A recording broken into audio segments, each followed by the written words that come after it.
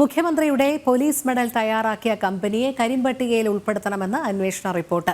270 മെഡലുകൾ നിർമ്മിച്ചതിൽ 246 മെഡലുകളിലും ഗുരുതര അക്ഷരത്തെറ്റ് കണ്ടെത്തിയിരുന്നു. മെഡലുകൾ പരിശോധിക്കേണ്ട സമിതിക്കും വീഴ്ച സംഭവിച്ചതായി അന്വേഷണ റിപ്പോർട്ടിൽ പറയുന്നു.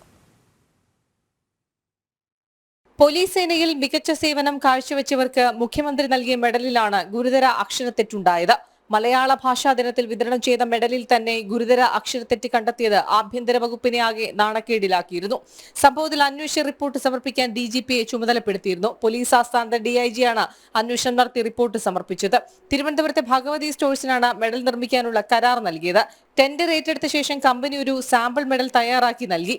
ഫോറൻസിക് ലാബിൽ പരിശോധിച്ച് ഉറപ്പുവരുത്തിയ ശേഷമാണ് പോലീസ് ആസ്ഥാനത്ത് നിന്നും ഓർഡർ നൽകിയത്.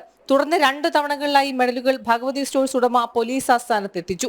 ഓരോ മെഡലുകളും പരിശോധിച്ച് തെറ്റില്ലെന്ന് ഉറപ്പുവരുത്തേണ്ടത് IPS ഉദ്യോഗസ്ഥന്റെ നേതൃത്വത്തിലുള്ള സമിതിയാണ്. എന്നാൽ പരിശോധന നടത്തുന്നതിൽ സമിതിക്ക് ഗുരുതര വീഴ്ചയുണ്ടായെന്നും ഉദ്യോഗസ്ഥർക്കെതിരെ നടപടി വേണമെന്നും റിപ്പോർട്ടിൽ ശുപാർശ ചെയ്യുന്നു. ഭഗവതി സ്റ്റോഴ്സിന്റെ ഭാഗത്തുനിന്നും വിശ്വാസവഞ്ചനയുണ്ടായി. കമ്പനിയെ കരിമ്പട്ടികയിൽ ഉൾപ്പെടുത്തണമെന്നും റിപ്പോർട്ടിൽ പറയുന്നു. സ്ഥിരമായി പോലീസിലെ കരാറുകൾ ഏറ്റെടുക്കുന്നത് ഭഗവതി സ്റ്റോഴ്സ് ആണ്. പുതിയ മെഡലുകൾ ഇതേ കമ്പനി നിർമ്മിച്ച് സേനാംഗങ്ങൾക്ക് വിതരണം ചെയ്യണമെന്നും റിപ്പോർട്ടിൽ ശുപാർശയുണ്ട്. എന്നാൽ ടെൻഡർ നടപടികൾക്കുൾപ്പെടെ വേണ്ടത്ര സമയം ലഭിച്ചില്ലെന്നാണ് പോലീസ് ഉദ്യോഗസ്ഥരുടെ വിശദീകരണം. ജനം, തിരുവനന്തപുരം.